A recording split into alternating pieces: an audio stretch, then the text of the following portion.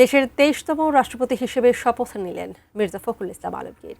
শুক্রবার সন্ধ্যা ৭:৪০ বঙ্গভবনের দরবার হলে তাকে শপথ বাক্য পাঠ করান ভারপ্রাপ্ত স্পিকার ব্যারিস্টার কায়সার কামাল। মন্ত্রিপরিষদ সচিব নাসিমুল গনির সঞ্চালনায় শপথ গ্রহণ অনুষ্ঠানে উপস্থিত ছিলেন ভারপ্রাপ্ত রাষ্ট্রপতি হাফিজউদ্দিন আহমদ এবং সস্ত্রীক প্রধানমন্ত্রী তারেক রহমান সহ মন্ত্রিপরিষদের সদস্য, সংসদ সদস্য এবং বিশিষ্টজনেরা। আরও জানাচ্ছেন নাজিয়া আফরিন।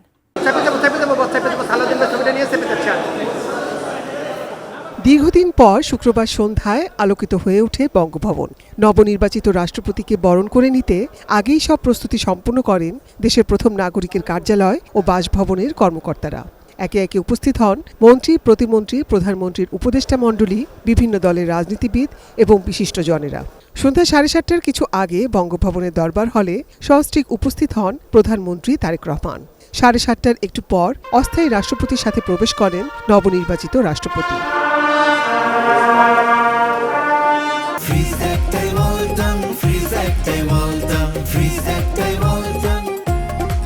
মঞ্চে 3টি চেয়ারে দুই পাশে বসেন নতুন রাষ্ট্রপতি এবং ভারপ্রাপ্ত স্পিকার।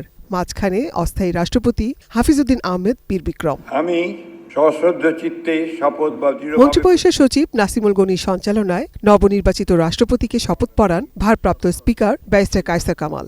বহুল প্রত্যাশিত গণতান্ত্রিক রাষ্ট্র প্রতিষ্ঠার যে আন্দোলন, তার অন্যতম কাণ্ডারি ছিলেন মির্জা ফখরুল ইসলাম আলমগীর। দেশের সর্বোচ্চ সাংবিধানিক পদে তার অধিষ্ঠান। নতুন বাংলাদেশ গড়ার পথে অগ্রগতি, বলছেন সহযোদ্ধারা।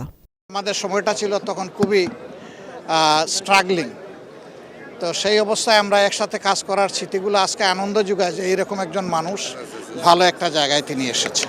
গণতান্ত্রিক বাংলাদেশ হিসাবে ভালোভাবে প্রতিষ্ঠিত হয়, যেখানে আইনের শাসন থাকবে, মানবাধিকার থাকবে এবং দেশের প্রত্যেকটা নাগরিক তার সাংবিধানিক অধিকার ভোগ করবে।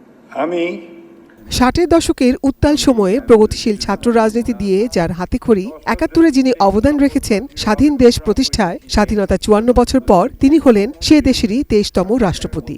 গত 20 আগস্ট 255 জন সংসদ সদস্যের ভোটে বঙ্গভবনের বাসিন্দা হওয়ার রায় পান পরিচ্ছন্ন ভাবমূর্তির অধিকারী রাজনীতিক, বীর মুক্তিযোদ্ধা মির্জা ফখরুল ইসলাম আলমগীর।